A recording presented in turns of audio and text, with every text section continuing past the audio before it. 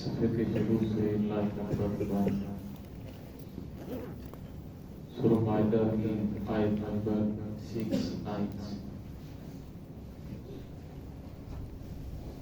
अऊज़ु बिल्लाहि मिनश शैतानिर रजीम बिस्मिल्लाहिर रहमानिर रहीम लक़द अख़ज़ना मीसाक़ बनी इस्राईल व अरसलना इलैहिम रुसुला कुल्लमा जाअहुम रसूलुन बिमा ला तक़वा अनफुसुहुम फ़रीक़न कज़्ज़बू व फ़रीक़न यक़्तुलून व हसिबू अल्ला तकून फितनतुन फ़अमू वस्वम्मू सुम्म ताबल्लाहु अलैहिम सुम्म अमू वस्वम्मू कसीरुम मिनकुम वल्लाहु बसीरुम बिमा यअमलून। सिमाना बिस्मिल्लाहिर्रहमानिर्रहीम लक़द अख़ज़ना मीसाक़ बनी इस्राईल व अरसलना इलैहिम रुसुला कुल्लमा जाअहुम रसूलुन बिमा ला तक़वा अनफुसुहुम फ़रीक़न कज़्ज़बू व फ़रीक़न यक़्तुलून व हसिबू अल्ला तकून फितनतुन फ़अमू वस्वम्मू सुम्म ताबल्लाहु अलैहिम सुम्म अमू वस्वम्मू कसीरुम मिनहुम वल्लाहु बसीरुम बिमा यअमलून।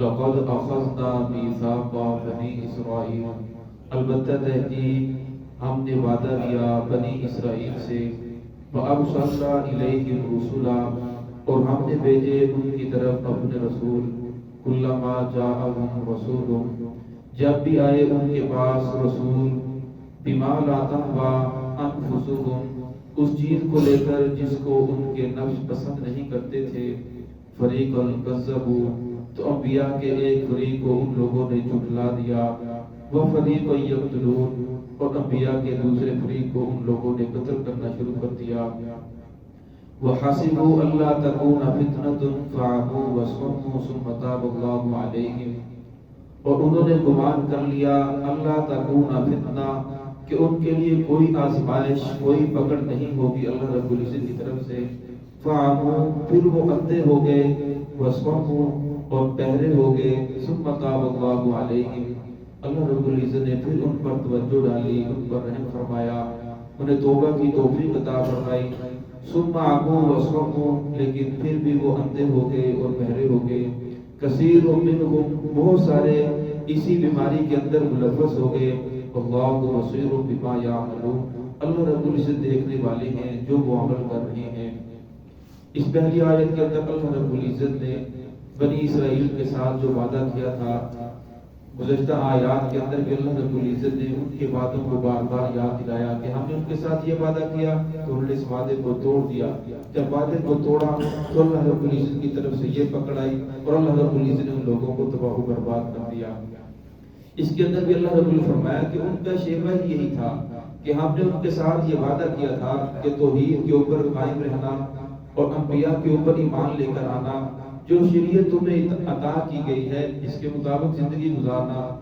فرمایا انہوں نے دیکھا جو عمل ان کی خواہشات کے مطابق تھا اس کے مطابق تو عمل کرتے، جو خواہشات سے ہٹ جاتا وہ انبیاء کو بھی جھٹلا دیتے اور اپنی خواہشات کے پیچھے لگ کر حتیٰ کہ وہ انبیاء کو قتل بھی کر دیتے. قرآن پاک اللہ سے ارشاد فرماتے ہیں کہ کیا ان لوگوں نے اپنی خواہشات کو ہی اپنا الہ بنا لیا؟ آج ہم دیکھ رہے دنیا کے اندر کتنے لوگ ہیں جو بات عقل کو لگتی ہے وہ تسلیم کرتے ہیں، جو بات عقل کو نہیں لگتی وہ نہیں دیکھتے یہ قرآن ہے، یہ محمد رسول اللہ صلی اللہ علیہ وسلم کا فرمان ہے، وہ اس بات کو رد کر دیتے ہیں. ارأیت من اتخذ الہہ ہوا، کیا تو نے ان لوگوں کو دیکھا ہے جن لوگوں نے اپنی خواہشات کو اپنا معبود بنا لیا، اپنا خدا بنا لیا اور خواہشات کے پیچھے چل رہے ہیں. جو دل کو بات لگتی ہے اس پر عمل کر لیتے ہیں، جو بات دل کو نہیں لگتی پھر وہ اسے ٹھکرا دیتے ہیں.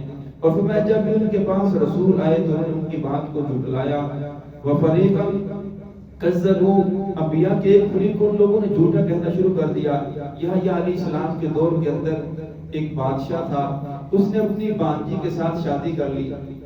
اب یحییٰ علیہ السلام اللہ رب العزت کے نبی تھے، اس کو سمجھانے کے لیے گئے کہ یہ تو نے شریعت کے خلاف کام کیا ہے، میں اللہ کا نبی ہوں، میرا یہ کام ہے تجھے بیدار کرنا، تجھے سمجھانا.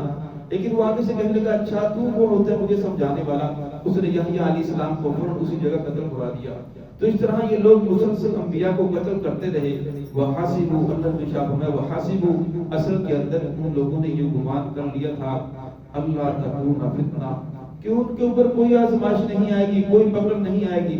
فرمایا انسان کسی کام کے اوپر جلدی اسی وقت ہوتا ہے جب اسے سمجھ لیتا ہے کہ مجھے کوئی پوچھنے والا نہیں ہے، میری کوئی پکڑ دکڑ کرنے والا کوئی نہیں ہے. فرمایا پھر جس کام کے اندر وہ لگتا ہے وہ بڑھتا ہی چلا جاتا ہے. فرمایا وہ لوگ بھی اس برائی کے اندر ملوث ہوئے بڑھتے چلے گئے. فرمایا فعموا، وہ آنکھوں سے اندھے ہو گئے، انہوں نے دیکھا تورات کا کیا حکم ہے، نبی کا کیا حکم ہے، نبی کا کیا فرمان ہے، انبیاء کا طریقہ کیا ہے. فرمایا وہ آنکھوں سے اندھے ہو گئے. ثم عموا وصموا، فرمایا پھر وہ کانوں سے بہرے ہو گئے. انبیاء سمجھاتے رہے لیکن انہوں نے ان کی بات کو ٹھکرا دیا. فرمایا ثم تاب اللہ علیہم، فرمایا جب ان لوگوں نے ایسا کیا تو اللہ رب العزت نے بابلیوں کو ان کے اوپر مسلط کر دیا. جب بابلیوں کو ان کے اوپر مسلط کیا تو انہوں نے مسجد اقصی کو جلا ڈالا، جتنے یہودی تھے تمام کے تمام کو قتل کر دیا اور جو عورتیں تھیں اور بچے تھے انہیں قید کر کے لے گئے. تو انہیں پوری طرح شکست ہوئی. لیکن پھر اللہ رب العزت نے ان کے حال پر رحم فرمایا، دوبارہ ان کی عزت کو بحال کیا، دوبارہ انہیں مال و دولت ہر چیز عطا فرمائی. لیکن فرمایا یہ کب اپنی بات پر قائم رہ سکتے تھے؟ یہ تو ان کی پرانی روش ہے وعدوں کو توڑنا. فرمایا ان لوگوں نے پھر وعدے کو توڑا، پھر ان لوگوں نے یحییٰ علیہ السلام کو قتل کیا، زکریا علیہ السلام کو قتل کیا. عیسیٰ علیہ السلام کے قتل کے در پہ تھے تو اللہ رب العزت نے عیسیٰ علیہ السلام کو آسمانوں کے اوپر اٹھا لیا. فرمایا پھر جب ان لوگوں نے ایسا کیا کثیر منہم، تو اللہ رب العزت نے پھر ان کے اوپر دوسری قوم کو مسلط کیا. جس قوم نے رومیوں کو مسلط کیا، فرمایا پھر ان لوگوں نے بھی ان کو پوری طرح ذلیل کیا، پوری طرح شکست دی. اصل کے اندر اللہ رب العزت جو انبیاء کے واقعات بیان کرتے ہیں، گزشتہ قوموں کے قصوں کو دہراتے ہیں، وہ دہرانا تو قرآن پاک قصے کہانی کی کتاب نہیں بلکہ یہ سمجھانے کے لیے ہے فلاں قوم نے یہ کام کیا، اس کے اوپر اللہ رب العزت کی یہ پکڑ آئی. فلاں قوم اس گناہ کے اندر ملوث تھی تو اللہ رب العزت کی طرف سے فلاں عذاب آیا. تو اللہ رب العزت امت محمدیہ کو بار بار بیدار فرماتے ہیں کہ تم اس کام کے اندر ملوث نہ ہو جانا. تم نے بھی اللہ اس کے رسول کے ساتھ ایک وعدہ کیا ہے، عالم رواح کے اندر بھی تم نے وعدہ کیا تھا، محمد رسول اللہ صلی اللہ علیہ وسلم دنیا کے اندر تشریف لائے اس وقت بھی تم نے وعدہ کیا تھا. اس وعدے کو بھول نہ جانا.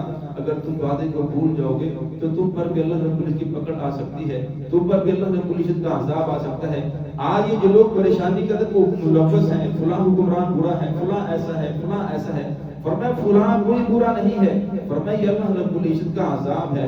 حجاج بن یوسف کے دور کے اندر جس وقت حجاج کے خلاف ایک تحریک اٹھی، یہ تو بڑا ظالم ہے، اسے ختم کرنا چاہیے، تو اس وقت حسن بصری رحمۃ اللہ علیہ اس دور کے اندر موجود تھے، وہ باہر نکلے، دورہ کیا، لوگوں کے ساتھ ملے اور فرمایا حجاج کی صورت میں یہ اللہ رب العزت تمہارے اوپر عذاب ہے، عذاب تلواروں سے نہیں ٹلتا، عذاب تو توبہ استغفار سے ڈرتا ہے، اگر اس کے خلاف تلواروں نکالو گے تو اور زیادہ شدت آ جائے گی۔